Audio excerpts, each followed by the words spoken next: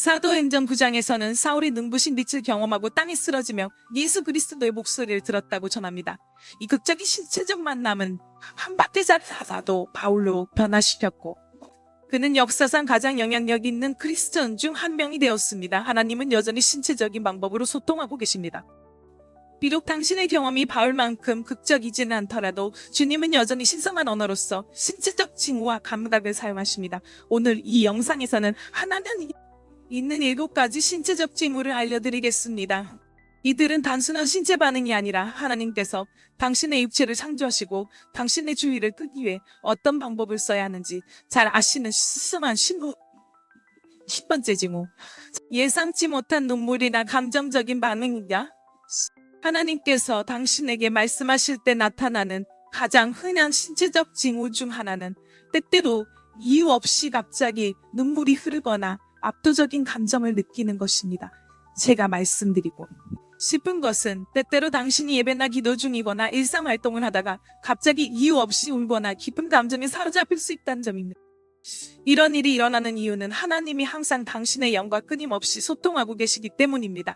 비록 당신의 육체는 알아채지 못할 수 있지만 당신의 영은 그런 시도를 포착해 영적 세계에서 무언가 일어나고 있음을 알리려 신체 반응을 일으킬 수 있습니다. 때로는 가족을 생각하다 갑자기 눈물이 흘러내리기도 합니다.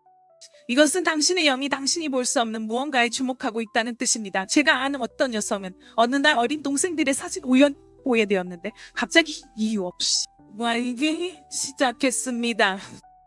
그녀는 하나님께 예배드리고 어린 동생들을 위해 기도했지만 왜 자신이 우는지, 왜 그들을 위해 하는지 잘 알지 못했습니다. 기도를 마친 직후 그녀는 한 통을 받았고 어린 동생들이 치명적인 사고를 당했지만 다행히 모두 무사하다는 소식을 들었습니다. 그녀는 자신의 눈물이 왜 흘렀는지 이해하게 되었고 갑작스러운 울음은 그녀 안에 계신 하나님의 영이 그들을 위해 기도하라고 감정전이 않았습니다. 시편 56편에서 다윗은 주께서 내 방황을 아시고 내 눈물을 주의병에 담으소서 그것들이 주의 책에 있지 아니라고 기록합니다. 이 아름다운 이미지는 하나님께서 우리의 눈물을 모아주시며 그 눈물이 단순한 감정의 표현이 없는 영적인 의미를 지니고 있음을 보여줍니다. 때로 이런 일이 당신의 꿈속에서도 일어날 수 있습니다. 꿈속에서 울고 있는 자신을 발견하고 깨어났을 때 실제로 눈물을 흘리고 있음을 깨닫기도 하는데 이것은 하나님께서 당신에게 기도의 응답을 원하신다는 신호입니다. 로마서 8장 26절에서 바울은 이와 같이 성령도 우리의 약점을 도우시나니 우리가 마땅히 기도할 바를 알지 못하나 오직 성령이 말할 수 없는 탄식으로 우리를 위하여 간구하신다라고 설명합니다. 예기치 않은 눈물이 흐를 때 그것을 가볍게 여기지 마십시오. 두 번째 신호, 멸기, 전기 또는 따끔거리는 신체 감각. 많은 신자들이 기도나 예배 중 또는 하나님께서 주시는 특별한 인도를 받을 때 열기, 전기 같은 느낌, 따끔거림 또는 거룩한 소름이라고 표현하는 신체적 감각을 경험합니다. 누가복음 24, 31, 32에서 예수님께서 엠마오로 가는 제자들에게 자신을 나타내신 후 그들은 서로 그분께서 길에서 우리와 말씀하실 때 우리 마음이 뜨겁지 않았는가라고 말했습니다. 이 뜨거운 감각은 신성한 계시가 신체적으로 나타난 현상이었습니다. 구약에서 하나님께서 임재하시거나 영광을 뜻하는 히브리어 카보드는 무게감이나 중압감을 의미하는 단어입니다. 때로 당신이 느끼는 신체적 부는 특정 부위의 무거움이 압박감을 느끼는 경우가 있습니다. 특히 당신의 은사나 부르심과 관련된 부분에서 그렇습니다. 이런 신체적 감각은 종종 성령의 세례나 충만함과 함께 나타납니다. 사도행전 2장 2, 3절에서는 오순절날에 호련히 하늘로부터 강한 바람이 임하여 그들이 앉은 오는 집에 가득하였다라고 기록합니다. 세 번째 신호, 초자연적인 에너지나 힘. 당신은 자연의 한계를 넘는 갑작스러운 에너지 유입이나 이상한 힘을 경험해 본 적 있나요? 예를 들어 힘이 너무 없어서 지친 상태였는데도 예배 중이나 사역을 나갈 때 갑자기 활기가 생기는 경험이 그것입니다. 이사야서 40장 31절에는 우리에게 익숙한 약속이 나옵니다. 여호와를 앙망하는 자는 새 힘을 얻으리니 독수리처럼 날개치며 올라가고 달려가도 곤비하지 아니하며 걸어가도 피곤하지 아니하리로다. 히브리어로 새 힘을 얻는다는 뜻인 할리프차리는 변화시키다, 교체하다 또는 바꾸다는 의미를 지닙니다. 엘리야는 열왕기상 18장 46절에서 이 초자연적 능력을 증명했습니다.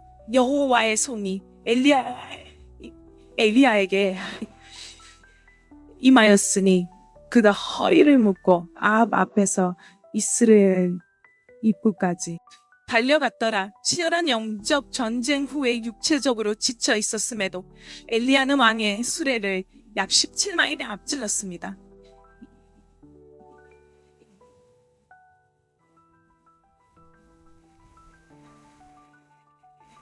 이는 하나님의 골라온 몫이는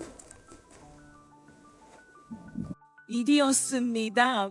하나님께서 사명을 주실 때 그 사명을 완수할 힘도 함께 주십니다. 이런 초자연적 에너지는 여러분이 신성한 목적과 때 안에서 살아가고 있다는 분명한 증거입니다. 네 번째, 표징 육체적인 무거움이나 부담입니다. 초자연적 에너지와 대조적으로 때로는 하나님께서 신체에 무거움이나 부담을 주어 메시지를 전하십니다. 어깨나 가슴, 몸 전체에 느껴지는 무게감을 하나님께서 기도와 행동 통해 해결하기 원하시는 영적 현실을 나타냅니다. 예언자 에스겔은 에스겔서 3장 45절에서 하나님의 말씀을 전할 때 강렬한 신체적 체험을 했습니다. 그는 그 영이 나를 들어 올리고 데려가니 나는 내 영혼의 열기로 인해 마음이 상하였으나 여호와의 손이 나를 가르쳤느니라 라고 기록했습니다. 하나님께서 특정 상황을 위해 기도하라고 부르실 때 종종 신체적인 무게감을 느낍니다.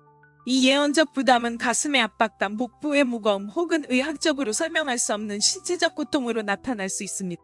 골로새서 1장 24절에서 바울은 놀라운 고백을 합니다.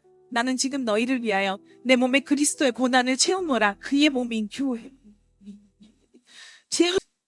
그리스도 안타는 부족한 부분을 보완하거나 완성한다는 의미입니다.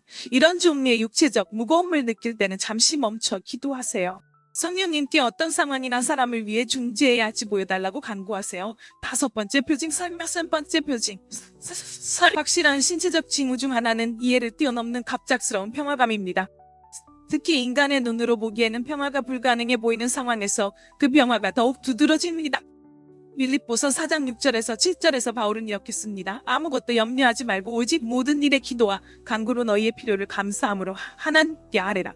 그리하면 모든 이해를 초월하는 하나님의 평강이 그리스도 예수 안에서 너희 마음과 생각을 지키시리라. 평강은 단순히 불안의 부재가 아니라 몸을 감싸는 따뜻한 이불 같거나 걱정의 무게를 덜어내는 실질적인 가벼움으로 느껴지는 감각입니다.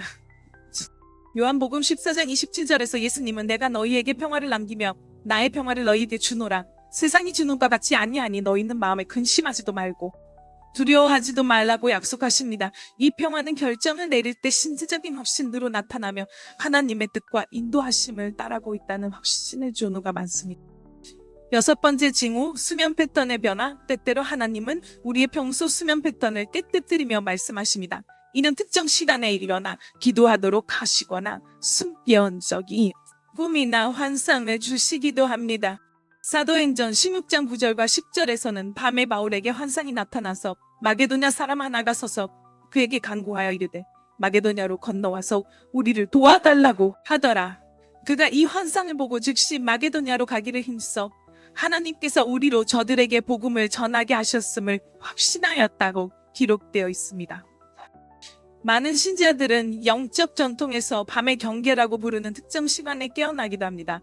시편 119편 148절에서 다윗은 내 눈이 밤에 감에 다 있는 내가 주의 말씀을 묵상하려 함이니이다 라고 기록합니다.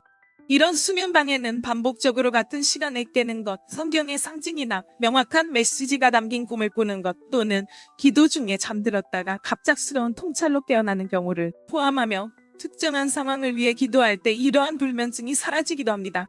수면방해가 육체적인 원인인지 영적인 원인인지를 분별하는 중요한 기준은 그 방해가 맺는 열매입니다. 신성한 방해, 명확성 또는 영적 성장을 촉진하는 결과를 가져옵니다. 7번째 징후, 신체적이나 금식에 대한 충동. 하나님께서 말씀하신다는 성경적 근거가 있는 덜 알려진 신체적 징후는 음식과 금식에 대한 식욕이 초자연적으로 조정되는 경우입니다. 마태복음 4장 2절에는 예수님에 대해 이렇게 기록되어 있습니다. 그가 40일을 밤낮으로 금식한 후에 줄이 굶주리심에 예수님은 40일 후에 굶주림을 느끼셨습니다. 이는 오랜 금식 동안 정상적인 굶주림이 초자연적으로 중단되었음을 시사합니다. 예수님은 제자들이 금식하고 가정하시면서 마태복음 6장 16절에 금식할 때 이렇게 하라. 만일 금식하면 말고라고 말씀하셨습니다. 때때로 식욕의 변화는 중요한 영적 작업이나 결정을 위한 하나님의 뜻입니다. 중요한 영적 질문이나 상황과 일치하는 비정상적인 굶주림 패턴을 인식할 때 그것은 금식을 통해 더 깊은 차원으로 나아가라는 하나님의 초대일 수 있습니다. 이러한 7가지 육체적 신호를 설정한 후 분별력을 키우는 것이 중요합니다. 모든 육체적 감각이 영적 의미를 가지는 것은 아니며 일부는 주의가 필요한 의학적 상태를 나타낼 수 있습니다. 어떤 육체적 신호도 성경과 일치해야 하며 하나님은 육체적 신호도 감각을 통해 자신의 말씀을 결코 모순하지 않으십니다. 여러 출처를 통해 확인하는 것이 필수적입니다. 하나님은 일반적으로 여러 경로를 통해 자신의 메시지를 확인하십니다. 고린도후서 13장 1절에서 바울은 두세 증인에 의해 모든 말이 확정될 것이다. 라는 구약의 원칙을 인용합니다. 영적 열매, 하나님과 진정한 소통은 좋은 열매를 맺습니다. 갈라디아서 5장 20-23절에서 바울은 성령의 열매를 낳았다. 심지어 하나님으로부터 오는 도전적인 메시지도 그의 평화와 함께합니다.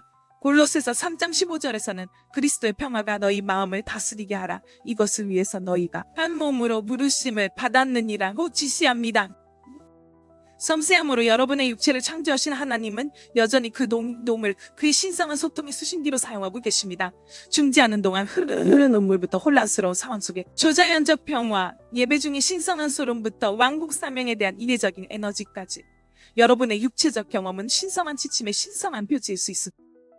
불타는 떨기나무를 통해 모세에게 말씀하시고 엘리야에게 부드러운 속삭임으로 말씀하신 하나님은 오늘날에도 여전히 말씀하십니다. 이런 7가지 육체적 신호, 뜻밖의 눈물, 열감이나 따끔거림의 감각, 초자연적, 에너지, 육체적, 무거움, 설명할 수 없는 평화, 수면, 분별함으로써 여러분은 하나님께서 현재 여러분에게 말씀하고 계시는 방식을 더욱 민감하게 인식할 수 있습니다. 여러분의 영적 여정을 계속해 나가면서 예레미야 33장 3절의 말씀을 기억하세요. 내게 부르짖으라. 내가 너에게 응답하리라. 내가 너에게 알지 못하는 큰과 이를 보이랴. 하나님은 침묵하지 않으십니다. 그는 가능한 모든 수단을 통해 말씀하고 계십니다. 시청해주셔서 감사합니다. 우리의 영상을 사랑하신다면 주저하지 말고 유튜브를 구독해주세요.